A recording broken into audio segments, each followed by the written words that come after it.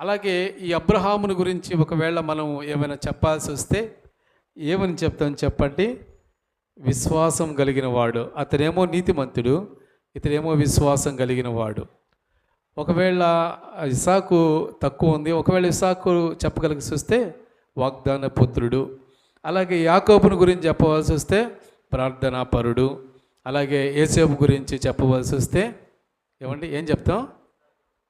ఏందో చెప్పండి అమ్మా, పర్వాలేదులే చెప్పండి. పవిత్రుడు, పరిశుద్ధుడు అని చెప్పాలి యేసేపుని బట్టి. ఒక పిహెచ్డి స్కాలర్ దీని మీద బైబిల్ గ్రంథం మీద అధ్యయనం చేస్తూ ఆయన 39 మందిని బైబిల్ అంతట్లో కూడా ఒక ప్రారంభం అంతం కలిగినటువంటి ఒక 39ని ఎన్నుకుంటాడు.